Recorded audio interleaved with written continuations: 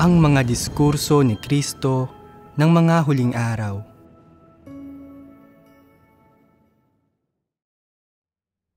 Ang pagbabahagi tungkol sa himnong Dahil sa Pag-ibig. Tingnan ninyo ang pangalawang berso ng himnong Dahil sa Pag-ibig. Dahil sa pag-ibig, bumalik ang Diyos sa katawang tao sa mga huling araw at pumunta sa bansa ng malaking pulang dragon. Gaano kaya kadakila ang pag-ibig ng Diyos? Tama bang isiping dahil sa iyo ay nagtiis ang Diyos ng kahihiyan dahil sa pag-ibig? Kaya nagkatawang tao siya at dumating sa bansa ng malaking pulang dragon kung saan naharap siya sa sukdulang kahihiyan para ibigin at iligtas ang mga tao? Ginagawa ba ng Diyos ang lahat ng ito dahil lamang sa pag-ibig? Iniisip mo lang ang mabuti. Ginagawa ito ng Diyos dahil sa kanyang plano ng pamamahala. Mayroong diwa sa disposisyon ng Diyos na napapaloob sa pahayag na ang Diyos ay totoo sa kanyang salita at ang kanyang salita ay matutupad at ang kanyang ginagawa ay mananatili magpakailanman. Ito ang pagpapakita ng autoridad ng Diyos. Paano ito naging dahil sa pag-ibig? Sabihin mo sa akin, karapat-dapat ba ang mga tiwaling taong ito sa pagdurusa ng Diyos ng matinding kahihiyan sa pagpunta niya sa bansa ng malaking pulang dragon? Hindi sila karapat-dapat. Mas masahol pa sila sa mga langgam at uod. Hindi sila karapat-dapat. Ibig mo bang sabihin ay nagkatawang tao ang Diyos at patuloy na nagtitiis ng pag-uusig ni Satanas habang patuloy niyang inihahandog ang kanyang pag-ibig sa tiwaling sangkatauhan? Ito ba ang ibig mong sabihin? Katawa-tawa ang ideyang ito. Sa katunayan, ito ang plano ng pamamahala ng Diyos.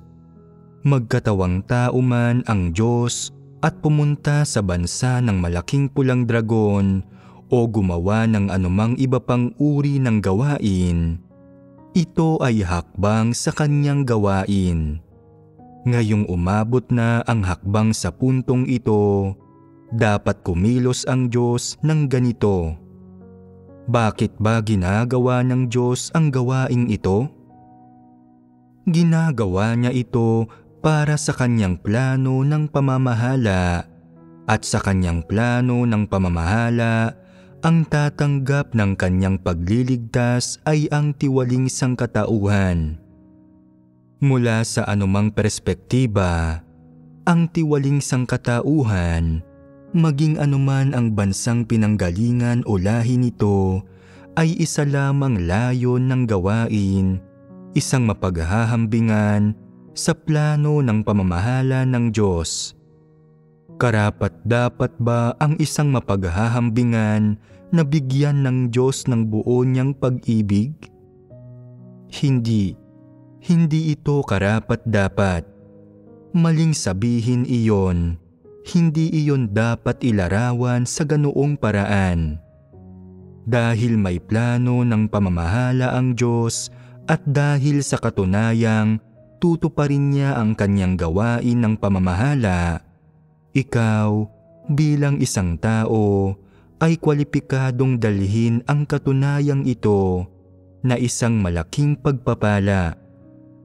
Gayunpaman, walang kahihiyan mong sinasabing, ginagawa ng Diyos ang lahat ng ito dahil sa pag-ibig niya para sa atin. Matinding pagkakamali ito, lihis ito, at isa itong kalokohan. Tingnan ninyo ang sumunod na linya. Dahil sa pag-ibig, nagtitiis ang Diyos ng pagtanggi at paninirang puri at nagdurusa siya ng matinding pag-uusig at mga pighati. Tama ba iyan? Nagtitiis ang Diyos ng pagtanggi at paninirang puri at nagdurusa siya ng matinding pag-uusig at mga pighati.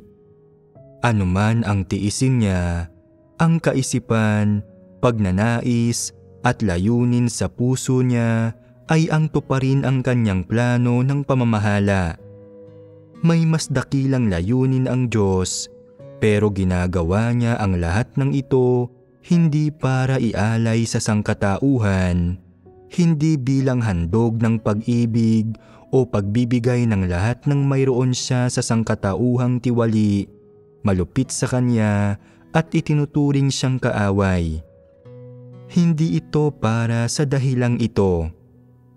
May ilang taong nagsasabing, dahil hindi ginagawa ng Diyos ang lahat ng gawaing ito dahil sa pag-ibig para sa sangkatauhan, at dahil ang pagtitiis niya ng pagtanggi, paninirang puri at mga pighati ay para talaga sa kanyang plano ng pamamahala, hindi karapat-dapat ang Diyos na ibigin ng tao. Tama ba ito? Hindi. Saan ito nagkamali? Sabihin ninyo sa akin ang iniisip ninyo. Ginagawa ng Diyos ang lahat ng gawaing ito alang-alang sa kanyang plano ng pamamahala.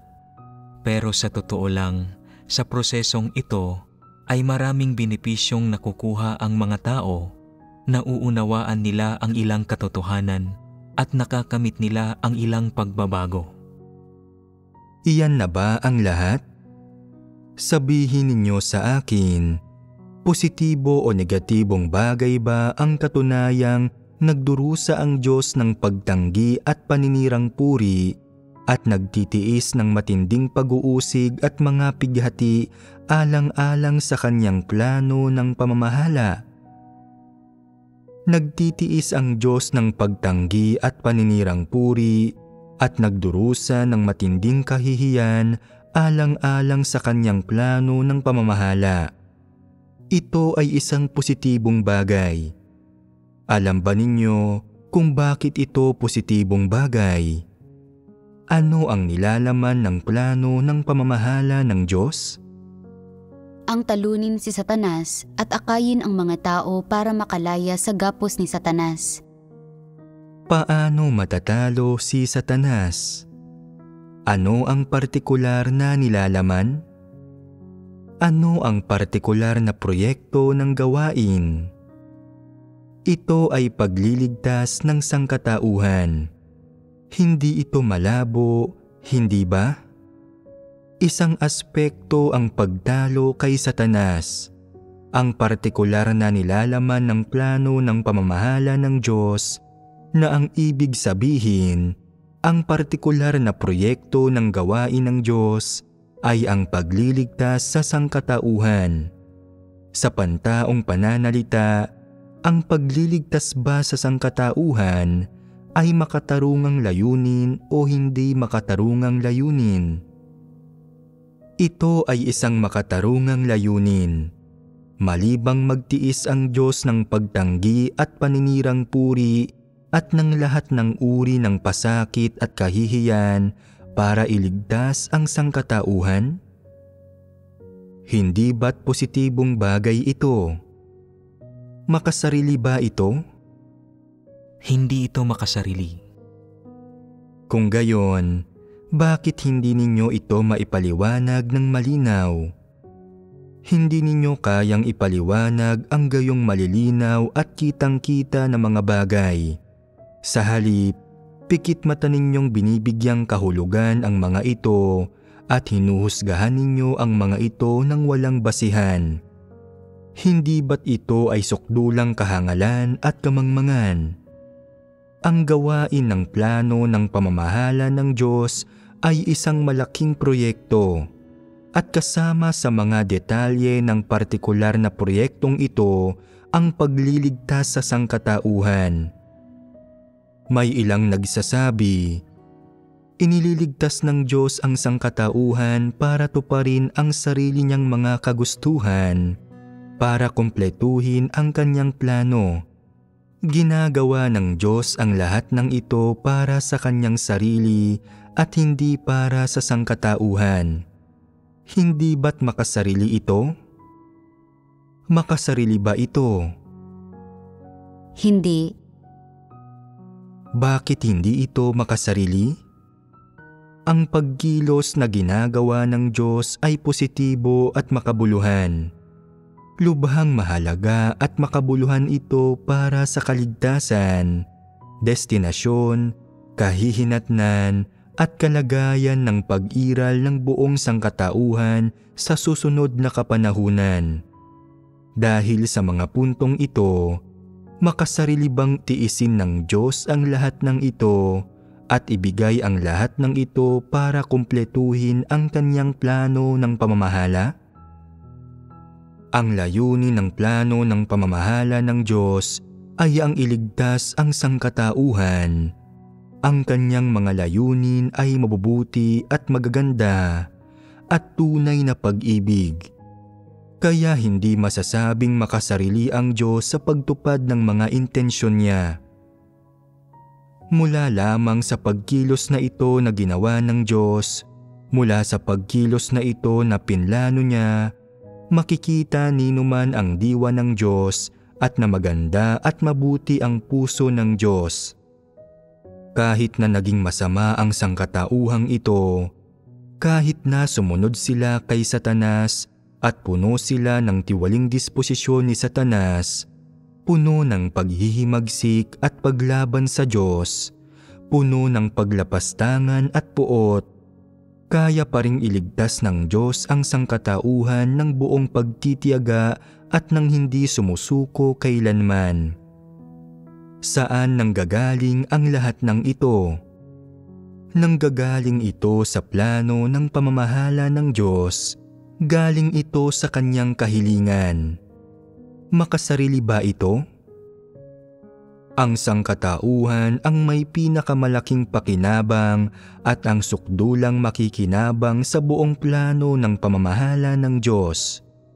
Kayong lahat ang nag-iisang tagapagdala at tagapagmana ng kanyang mga pangako, pagpapala at ipinagkakaloob na destinasyon sa sangkatauhan. Kaya sabihin ninyo sa akin, makasarili ba ang Diyos? Hindi makasarili ang Diyos. Pero ginagawa ba ng Diyos ang lahat ng ito dahil lamang sa pag-ibig? Ang kahulugan, halaga at mga katotohanang dapat maunawaan ng mga tao rito ay napakalalim. Paano ito naging dahil lang sa katiting na pag-ibig? Ang pag-ibig ay isa lamang maliit na parte ng pagpapahayag ng emosyon. Isang pirasong na ipapakita sa mga emosyon at sentimiento, hindi ang kabuuan. Pero sa gawain ng Diyos na tumutupad sa kanyang plano ng pamamahala at sa proseso ng pagliligtas ng Diyos sa sangkatauhan, ang talagang naipapakita ay ang kabuuan ng disposisyon ng Diyos. At ang kanyang disposisyon ay hindi lamang pag-ibig. Ibig sabihin, ito ay hindi lamang mapagmahal na kabaitan at awa. Kasama rin dito ang pagiging matuwid at pagiging maharlika, ang puot at sumpa, at ang napakarami pang ibang aspekto. Siyempre, sa konkretong pananalita, sa panahon ng kanyang 3 yugtong gawain na unti-unting inihahayag at ipinapakita sa mga tao ang disposisyon at diwa ng Diyos. Pero hindi kaya ng mga taong kilalanin ang mga ito at sinasabi pa nga nila, "Ginawa ng Diyos ang lahat ng ito dahil mahal niya kami." Ang kurukurong ito tungkol sa pag-ibig na pinanghahawakan ng mga tao, bakit ito nakakaasiwa at nakakasukang marinig? Ang ilarawan ang ganito kabuluhang gawain ng Diyos ang gawaing mayroong napakalaking epekto sa destinasyon at kahihinatnan ng sangkatauhan bilang isang maliit na damdamin lamang, ang pag-ibig, hindi ba't paninirang puri ito sa mga layunin ng Diyos, paninirang puri sa taimtim at maalalahaning pagsisikap ng Diyos para iligtas ang sangkatauhan? Sabi ng sumunod na linya, dahil sa pag-ibig, namumuhay ang Diyos ng mapagpakumbaba at nakakubli kasama ang tiwaling sangkatauhan. Dito, sinasabi ng sumulat ng himno na ito rin ay ginawa dahil sa pag-ibig. Ginagawa ito ng Diyos dahil ito ay kinakailangan para sa kanyang gawain. Paano ito naging dahil sa pag-ibig?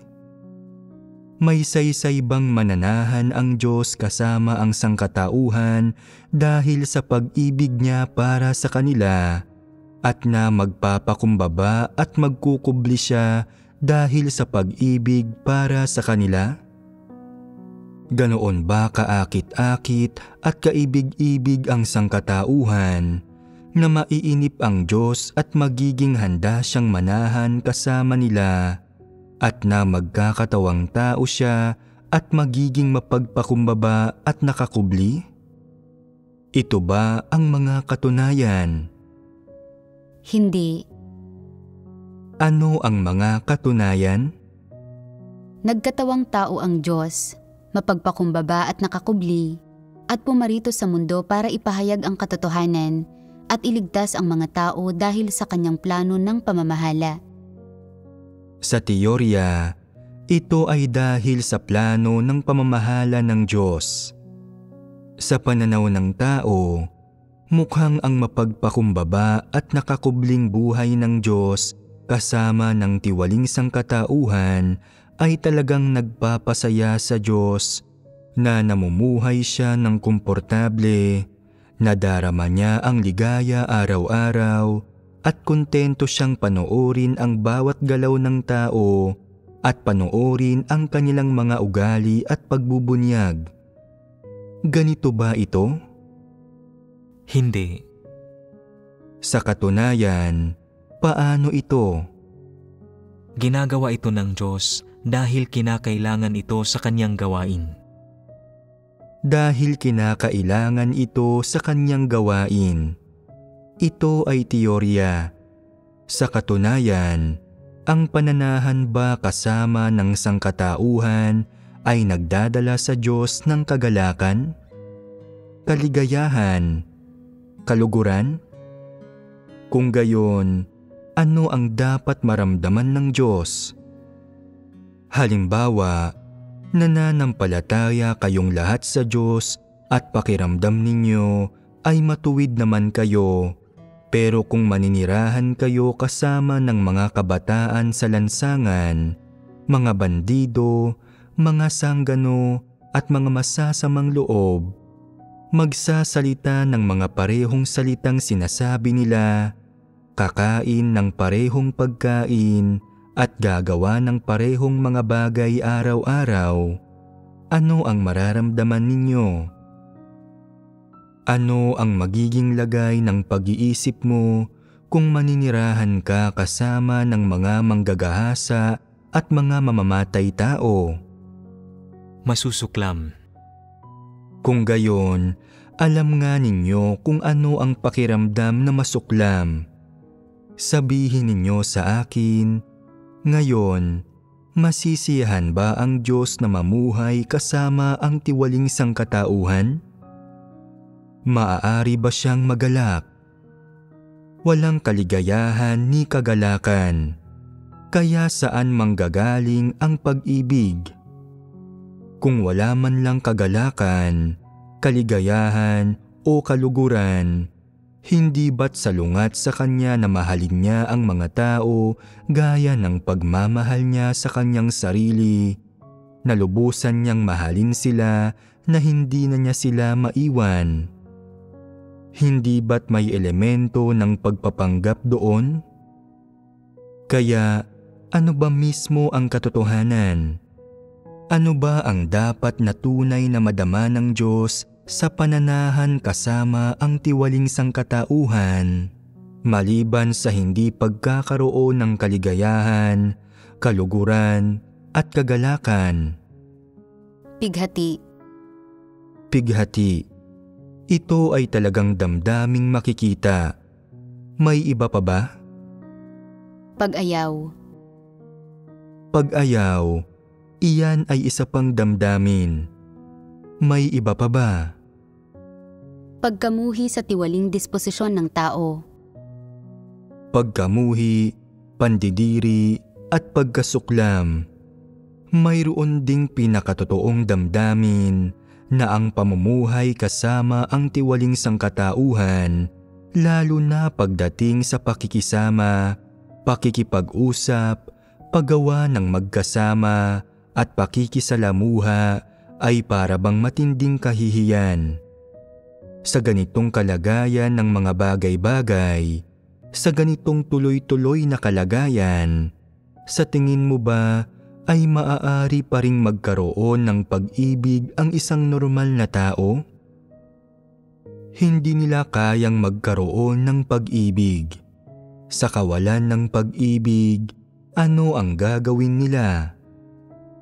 Uurong sila. Ang pag-urong ay isang kahilingan. Ito ay kaisipan. Gayunpaman, para harapin ang katotohanan, ano ang dapat gawin? Hindi ba't kailangang pagsikapang baguhin ang mga taong ito? Para sa sangkatauhang gaya nito, kinakailangang isagawa ang pagkakaloob, pagtuturo, pagsaway, paglalantad, pagpupungos, paminsan-minsang pagdidisiplina at iba pa. Kinakailangan ito at hindi pwedeng wala nito. Pero maaari bang magkaroon ng mga agarang resulta ang mga ganitong pagkilos? Hindi. Kung gayon, ano ang dapat gawin? Dapat silang pungusan, hatulan at kastiguhin sa loob ng mahabang panahon. Madali bang gawin ang pagpupungos, paghatol at pagkastigo sa mga tao sa loob ng mahabang panahon? Ano ang kailangang tiisin ng Diyos para gawin ito? Kahihiyan at pasakit. Gumagawa ang Diyos ng may kahangahangang pagtitiyaga. Ano ang dala ng pagtitiyagang ito? May dala itong pasakit. Kaya kapag nananahan ang Diyos kasama ang tiwaling sangkatauhan, walang kagalakan ni kaligayahan sa kanyang puso. Kung walang kagalakan at kaligayahan, maaari ba siyang magkaroon ng pag-ibig sa mga tao sa puso niya? Hindi niya kayang pilitin ang sarili niyang mahalin sila. Kung gayon, paano niya magagawa ang gawain niya? Sa anong basihan? Tinutupad niya lamang ang kanyang responsibilidad. Ito ang ministeryo ng Diyos na nagkatawang tao.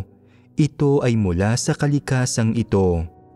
Ang ibig sabihin ng pagtupad ng isang tao sa kanyang responsibilidad ay ang ganap niyang isakatuparan ang lahat ng kanyang nakita, nalaman, dapat sabihin, at dapat gawin sa abot ng kanyang makakaya.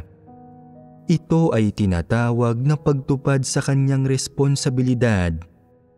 Bakit posibleng tuparin ang responsibilidad na ito?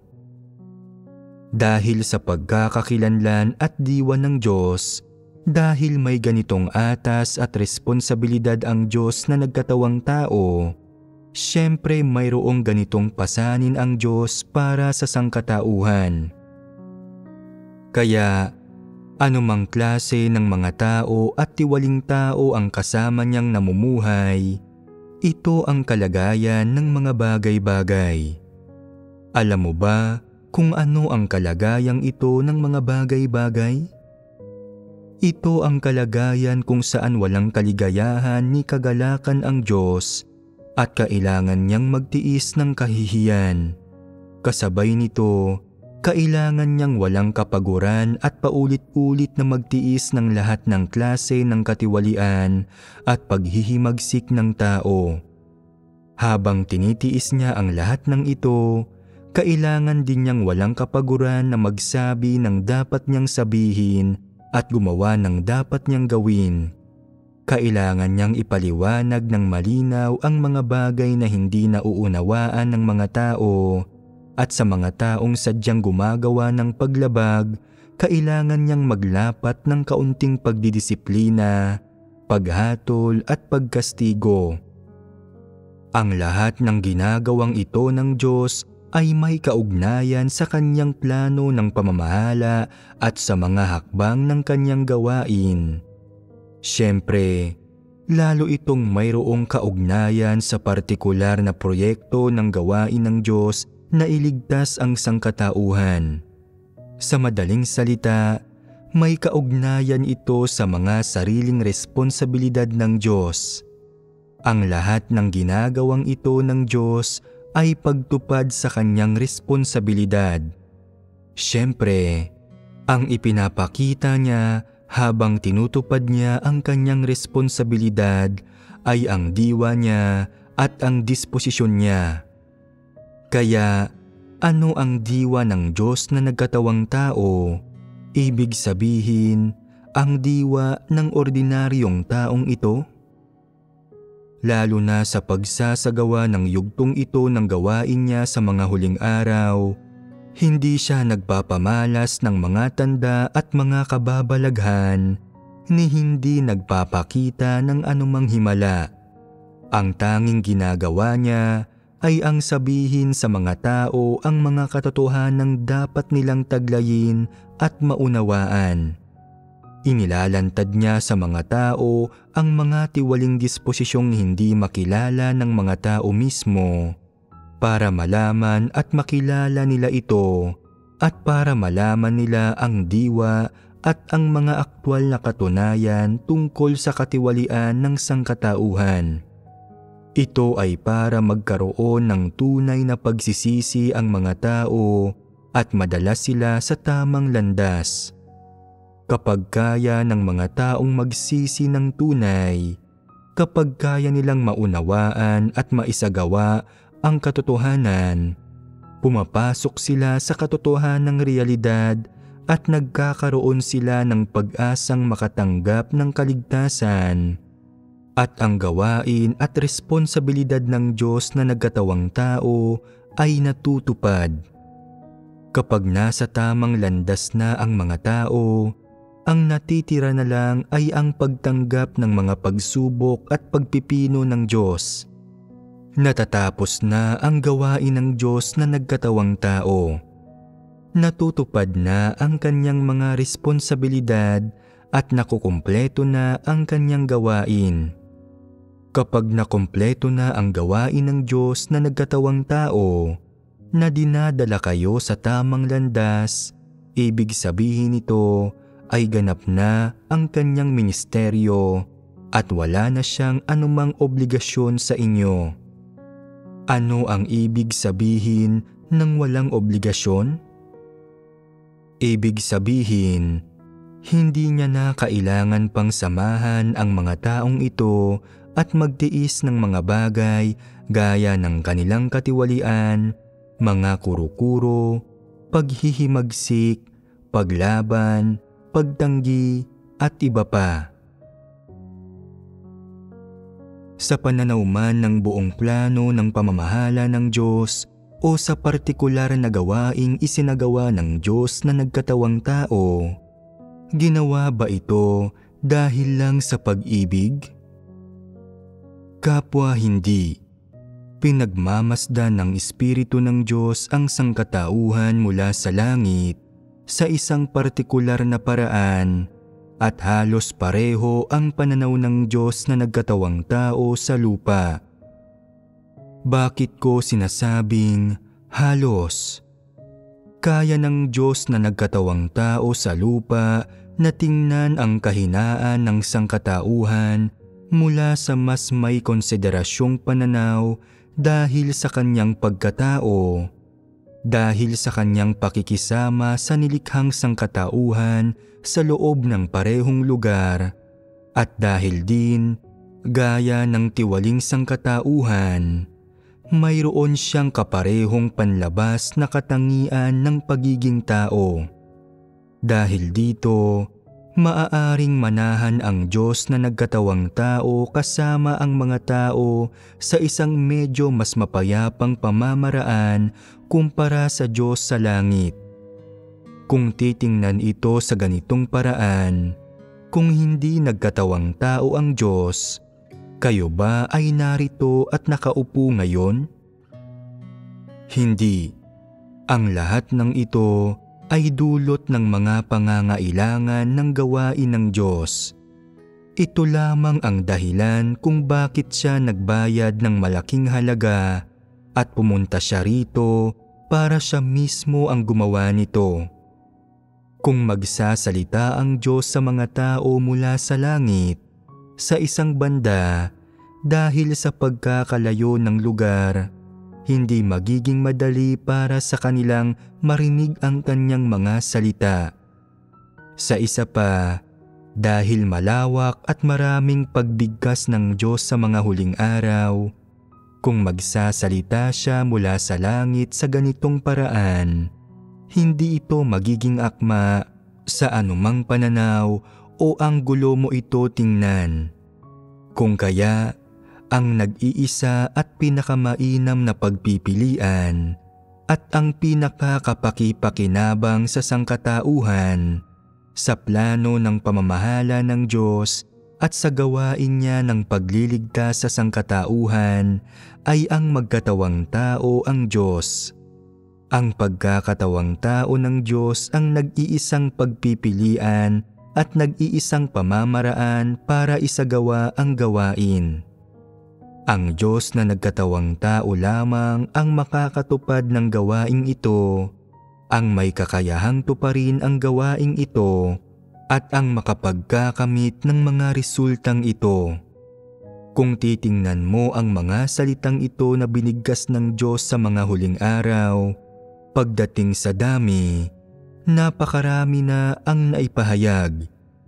Paano naparating ang ganoon karami kung hindi gagamitin ang pamamaraan na pagiging tao? Kung magsasalita ang Diyos mula sa langit sa pamamagitan ng kulog, ilang tao kaya ang tatamaan at mamamatay sa bawat pagkakataong humatol at kumondena siya ng masasamang tao? Wala na gaanong matitira pang buhay. Kung magsasalita ang Diyos mula sa loob ng buhawi o mula sa apoy, ilang buhawi at apoy ang kailangang mangyari bago niya matapos sabihin ang mga salitang ito? Ang buong sangkatauhan ay magugulo ng pamamaraang ito. At pagkatapos ng mga taong ito ng pagsasalita, naapektuhan ba ng mga salita ng Diyos na nagkatawang tao ang normal na buhay ng sangkatauhan? Hindi talaga, at walang pakialam ang buong mundo at hindi ito apektado kahit kaunti. Ganap nitong nakakamit ang layunin ng gawaing ginawa ng Diyos na nagkatawang tao.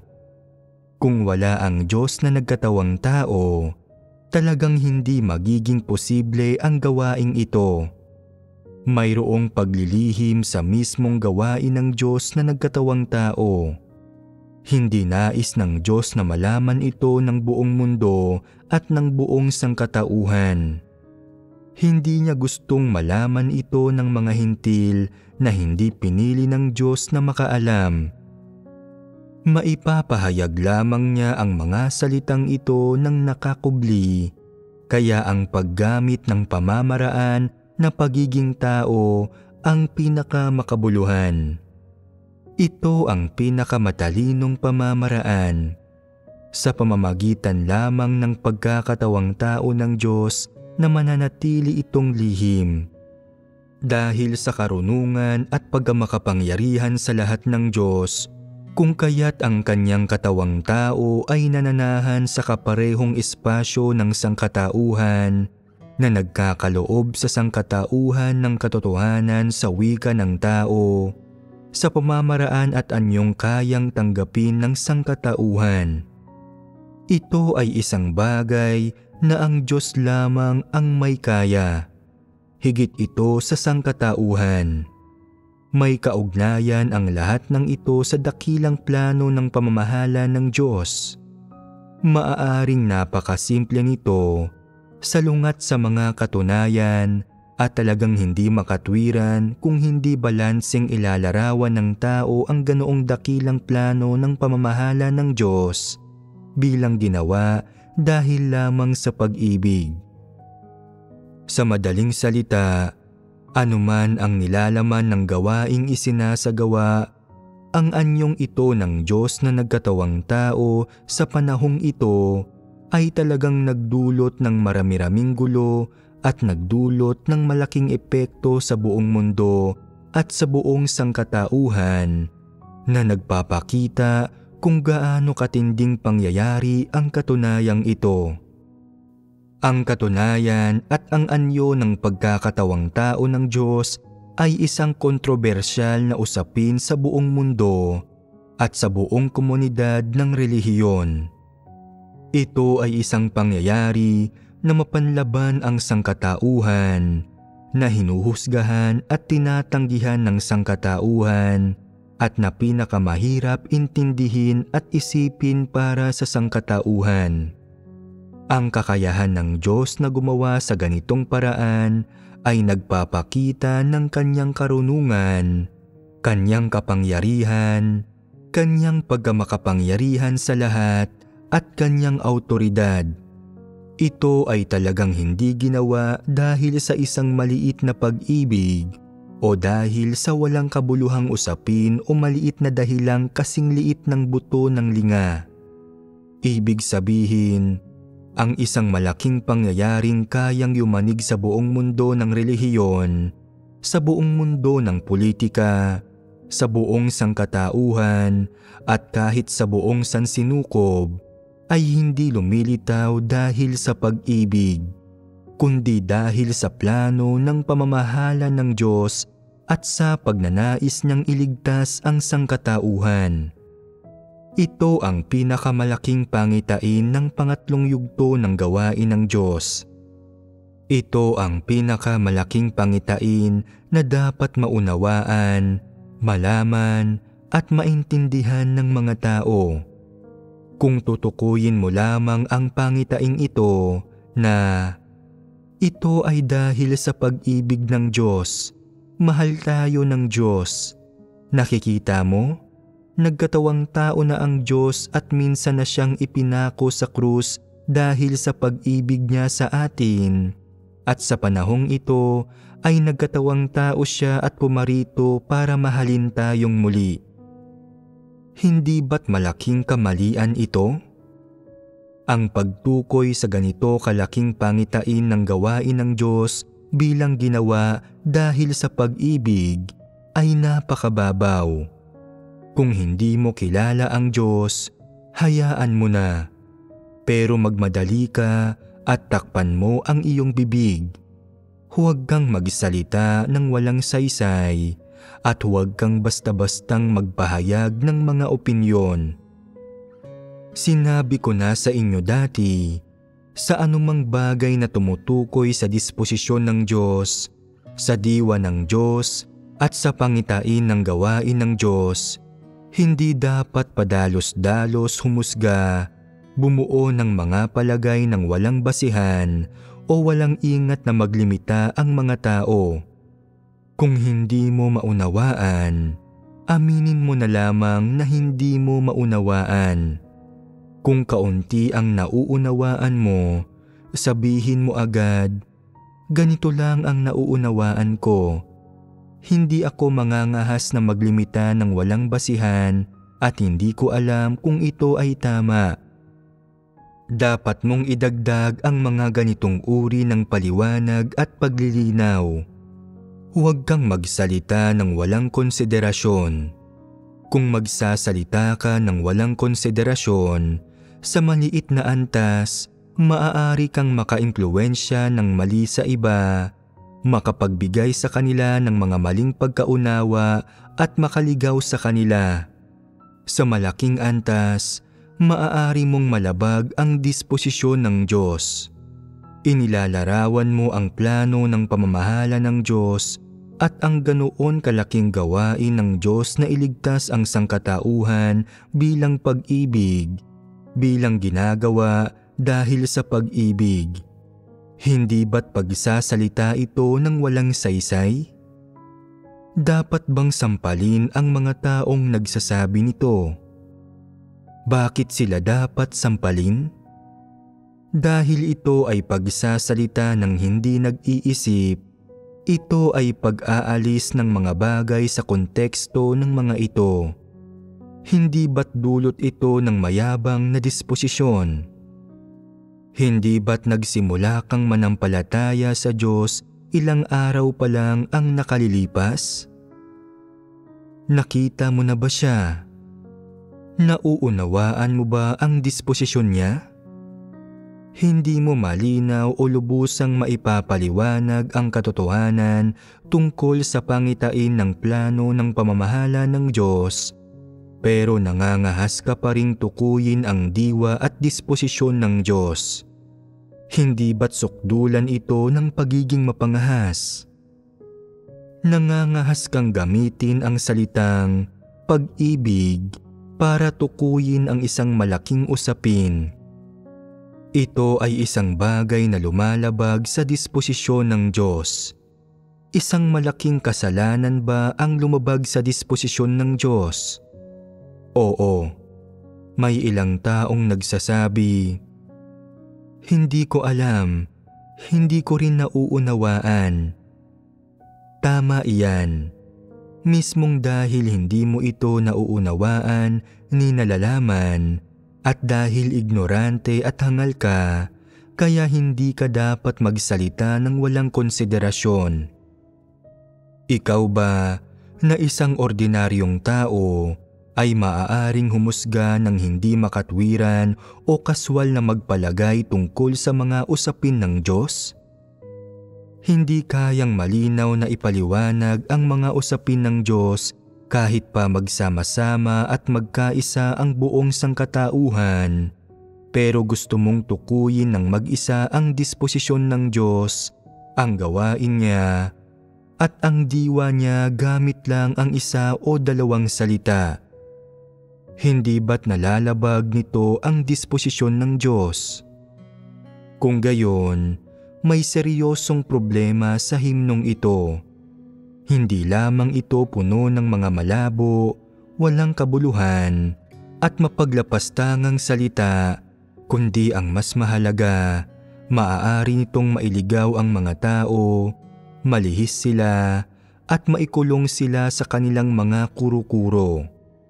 Maaari bang manatili ang himnong ito kung isa sa alang-alang ang malubhang kahihinatnan na dulot nito? Hinding-hindi. Dapat itong alisin. Ituloy natin. Dahil sa pag-ibig, ipinapahayag ng Diyos ang katotohanan at inihahatid ang daan ng buhay na walang hanggan. Hindi ba't nakakasuka ang paraan ng paglilimita ng mga salitang ito sa mga bagay-bagay? Basahin natin. Dahil sa pag-ibig, hinahatulan at inilalantad ng Diyos ang satanikong kalikasan ng sangkatauhan sa pamamagitan ng kanyang mga salita. Sabihin ninyo sa akin, tuwing nagsasabi ang Diyos ng masasakit na salita para ilantad ang tiwaling disposisyon ng tao, ito ba ay dahil mahal ng Diyos ang tao o dahil kinapupuotan at kinamumuhian ng Diyos ang tao? Ito ay dahil kinapupuotan at kinamumuhian ng Diyos ang tao. Kinapupuotan ng Diyos ang tao, kaya ano itong disposisyon niya? Pagiging matuwid, pagiging banal. Tama iyan. Ito ay hindi dahil sa pag-ibig. Hindi ba't ligaw at maling pagkaunawa na tukuyin ito ng mga tao bilang ganoon? Mayroon bang anumang praktikal na kaalaman tungkol sa katotohanan sa pahayag na ito? Ito ay baluktot at di balanseng pagkaunawa, isang maling interpretasyon, isang maling pagkaunawa. Ang linya ay maling paglalarawan. Pagkatapos, tingnan ninyo ang dahil sa pag-ibig, sinusubok, pinipino, at pinupungusan tayo ng Diyos para linisin ang ating katiwalian. Hindi ba't ito ay parehong problema sa naunang linya? Pareho ang problema.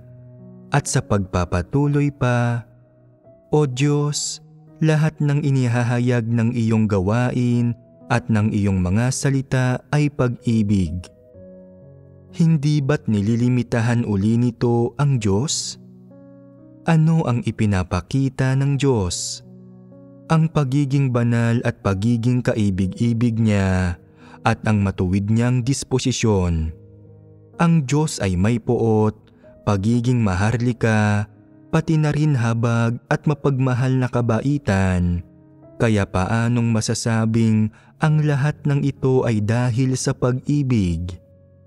Ang paglilimitang ito ay nakakasuka at walang basihan. Hindi ba't dulot ito ng kayabangan? Ang ipinapaliwanag at ibinubuod ng sumulat ng himno ay walang kaugnayan sa disposisyong diwang ipinakita ng mga salita at pahayag ng Diyos. Pagkatapos ay sinasabi nito na ang lahat ng bagay ay pag-ibig, na hindi lamang walang kaugnayan kundi baluktot at mali pa. Ito ay ganap na maling paglalarawan. Ang pag-ibig ay isang emosyon at maaari din itong magsilbing pagkilos o pag-asal, pero hindi ito ang pangunahing diwa ng Diyos. Hindi nagmamahal ang Diyos ng tao nang walang pinipili. Maaari kayang masyadong nag-uumapaw ang pag-ibig ng Diyos na wala nang sapat na paglagyan ito hanggang sa puntong mamahalin ng Diyos kahit si Satanas, ang tiwaling sangkatauhan at ang kanyang mga kaaway? Ganoon ba iyon? Ang pag-ibig ng Diyos ay hindi nagkulang sa prinsipyo. May prinsipyo ito.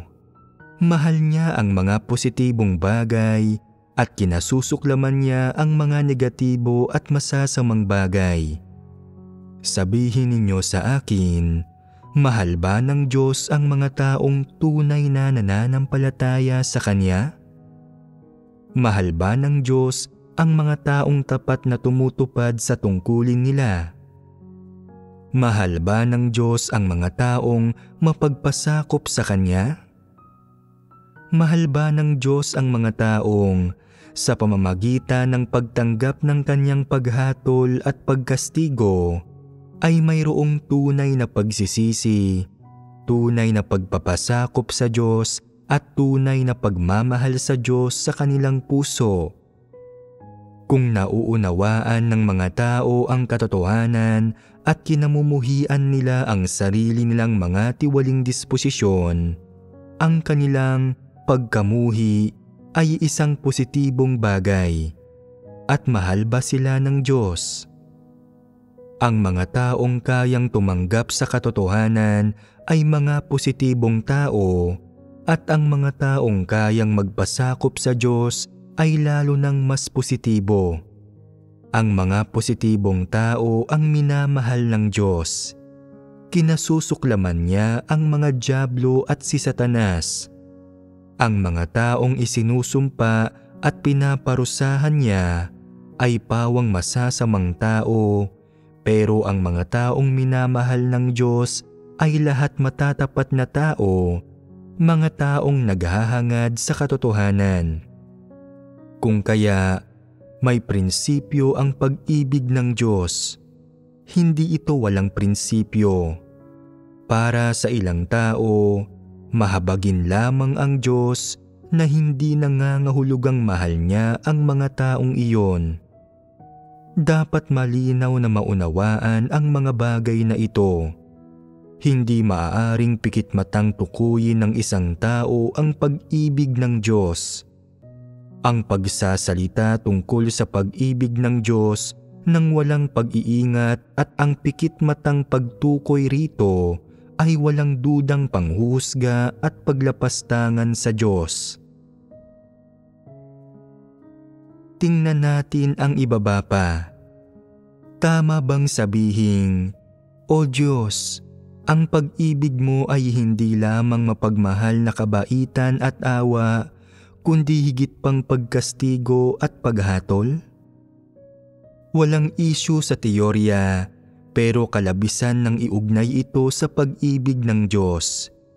Hindi dapat ituring na mali ang mga salitang ito, pero hindi rin dapat ituring na tama ang mga ito. Kalokohan ang mga ito na halos hindi na kailangang banggitin pa.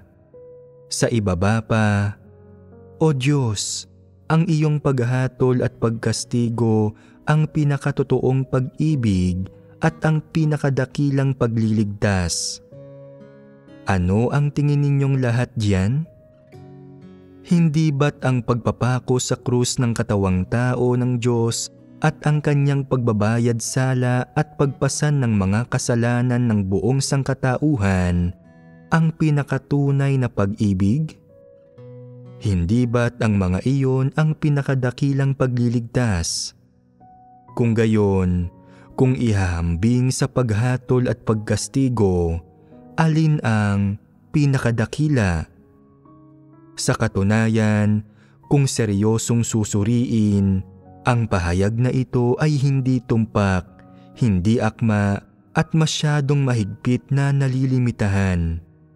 Hindi ito dapat sabihin sa ganitong paraan. Hindi dapat sabihing lahat ng ginagawa ng Diyos ay pag-ibig, pero tamang sabihing lahat ng ginagawa ng Diyos ay may positibong epekto sa mga tao at lahat iyon ay pagliligtas at habag para sa mga tao dahil lahat iyon ay ginawa alang-alang sa sangkatauhan. Kung sasabihin mong ang paghatol at pagkastigo ng Diyos ang pinaka at iaangat mo ito sa pinakamataas na antas, hindi ito tama. Ang isang bagay na pinaka ay dapat iisa lang, walang maihahambing. Ang paghatol at pagkastigo ng Diyos ay hindi masasabing ang pinaka kung ihahambing ang mga ito sa ibang gawain ng Diyos. May isang taong minsang sumulat ng isang himno at isa sa mga liriko ay, "Mahal ko ang matuwid na disposisyon ng Diyos nang higit pa sa kanyang mapagmahal na kabaitan at habag." Tama ba o mali ang mga salitang ito? Mali ang mga ito. Ano ang mali sa mga ito? Sa katunayan, tama ang pahayag na ito at ito ay ang tunay na karanasan ng mga tao pagkatapos nilang maranasan ang paghatol at pagkastigo ng Diyos. Ano ang pinagmulan ng tunay na karanasang ito? Mayroong kwento rito.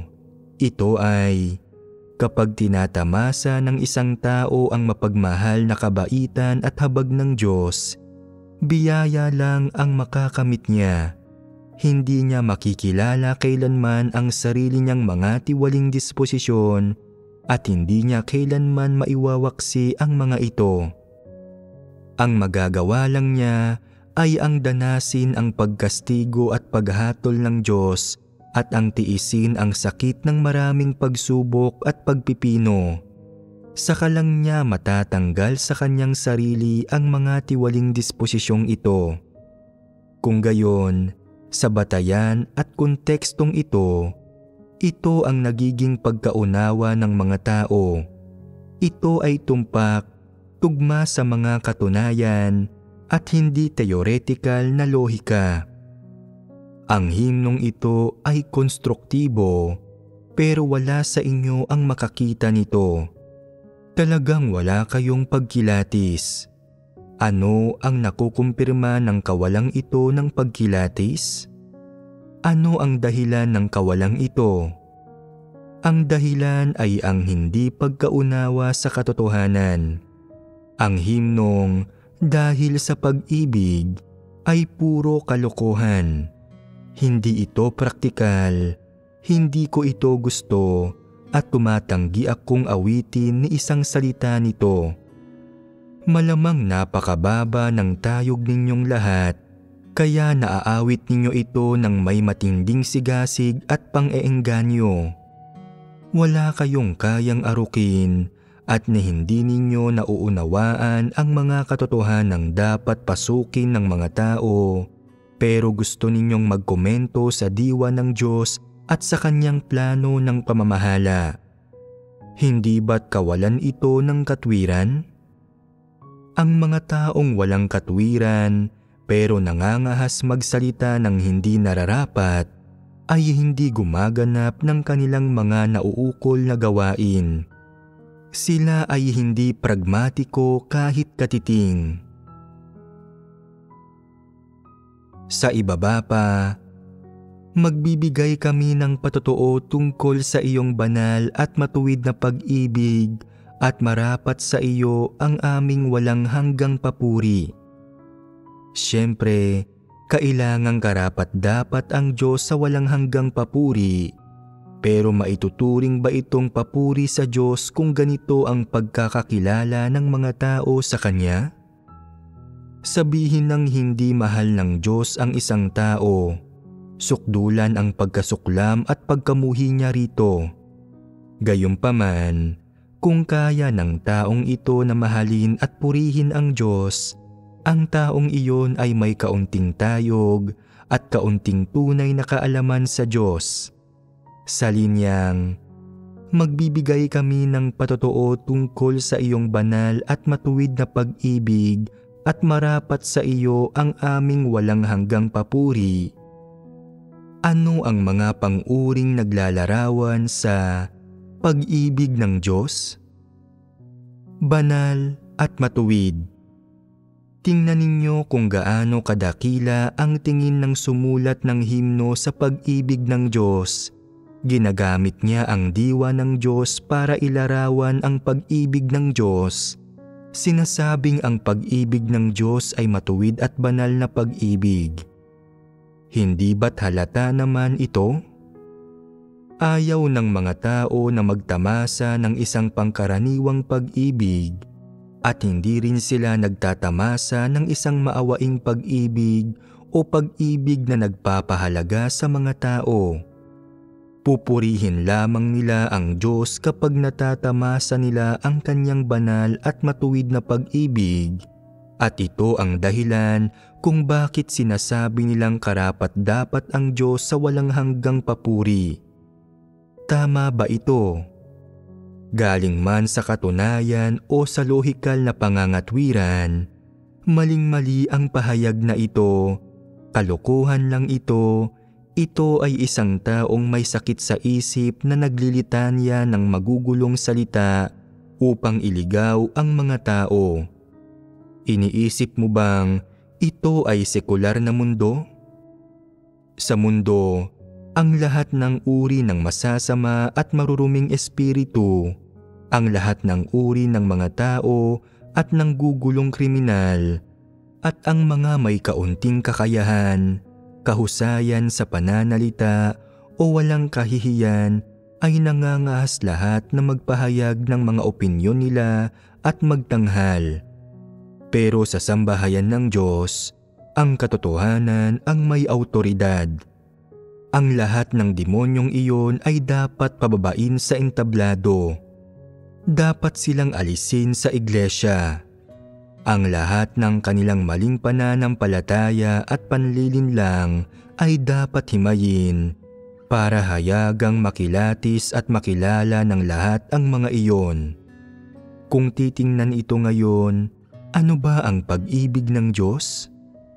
Kung sasabihin mong ito ay katuwiran at kabanalan, tama ba iyon? Hindi. Ang pag-ibig ng Diyos ay hindi lamang ang mga bagay na ito. Kung gayon, ano ang pag-ibig ng Diyos? Ang pag-ibig ng Diyos ay ang pag-ibig ng Diyos. Ang diwa ng Diyos ay ang diwa ng Diyos. Ang pag-ibig ng Diyos ay nasa puso at isipan ng Diyos, nasa mga damdamin niya, nasa diwa niya at nasa mga gawa niya. Maipapaliwanag mo ba iyon ng malinaw? Pero sinasabi mong ang pag-ibig ng Diyos ay katuwiran at kabanalan. Nangangahas kang tukuyin ito sa ganyang paraan. Ang lakas ng loob mo.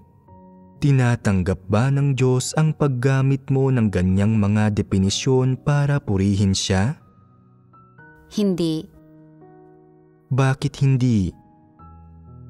Nasusuklam ang Diyos at puro kalokohan ang sinasabi mo.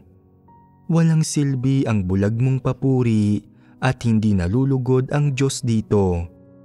Hindi ganoon kalaki ang pangangailangan ng Diyos sa papuri ng sangkatauhan. Wala siyang pagnanais para dito. Hindi naman niya kailangan ang papuri ng tao para makapamuhay siya ng komportable o para magkaroon siya ng kumpiyansa. Mayroon ba siyang ganitong pangangailangan? Ang gawaing ginagawa ng Diyos ay para iligtas ang sangkatauhan, para bigyan ang sangkatauhan ng magandang destinasyon, at gumagawa siya ng ilang gawain para mabuhay ang sangkatauhan sa susunod na kapanahunan. Ang layunin ay hindi para makamit ang papuri ng mga tao.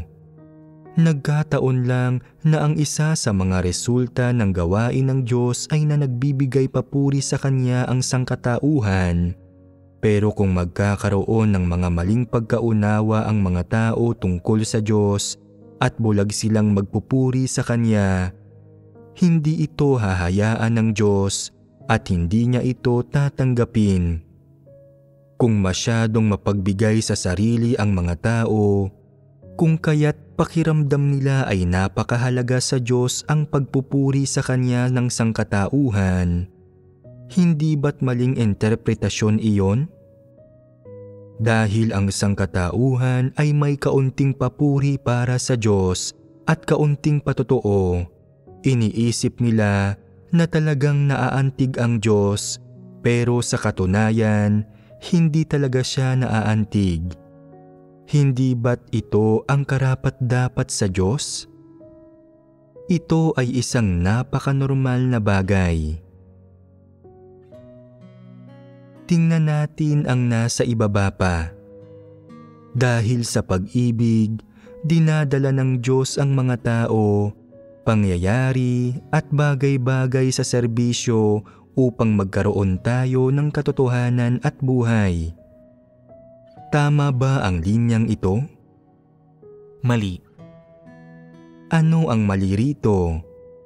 Ang mga salita bang dahil sa pag-ibig? Lahat ay dahil sa unang tatlong salita na labis na mapanligaw at mapanlihis, kung kaya't nagugulo ng mga ito ang isipan ng mga tao. Iniiwan silang hindi kayang tukuyin ang tama at mali. Sa pagpapatuloy, huwag ninyong gamitin ng mali ang mga salitang dahil sa pag-ibig. Ang mga salitang kasunod ng tatlong iyon, dinadala ng Diyos ang mga tao, pangyayari at bagay-bagay sa serbisyo upang magkaroon tayo ng katotohanan at buhay, ay totoo. Ang ganitong mga nilalaman ay umiiral sa gawain ng Diyos, pero maling ilarawan ito bilang pag-ibig ng Diyos. Ito ay kapangyarihan ng Diyos, awtoridad ng Diyos, at karunungan ng Diyos.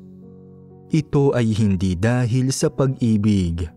Sa partikular, ito ay hindi lang dahil sa pag-ibig ng Diyos. Ang Diyos ay mayroong ganitong kapangyarihan na pakilusin ang lahat ng tao, pangyayari, at bagay-bagay para magserbisyo sa sangkatauhang gusto niyang iligtas. Pinakikilos niya ang lahat ng bagay at usapin para magserbisyo sa sangkatauhang gusto niyang iligtas at magserbisyo sa kanyang gawain ng pamamahala, at ang pinakamakikinabang dito ay ang sangkatauhan. Natatamo ng mga tao ang katotohanan at buhay. Kung sinasabi mo lang na ito ay dahil sa pag-ibig, hindi na ba umiiral ang karunungan, awtoridad at kapangyarihan ng Diyos? Maling sabihin na ito ay dahil lang sa pag-ibig, kaya mali rin ang pagkaayos at posisyon ng mga ganitong pahayag. Ano ang kahulugan kapag sinabi na mali ang lahat ng ito? Hindi naaayon ang mga ito sa katotohanan. Sinasabi ang mga ito sa baluktot na paraan. Ang mga ito ay hindi ang realidad ng katotohanan, at ang mga ito ay hindi ang praktikal na panig ng katotohanang nararanasan ng mga tao.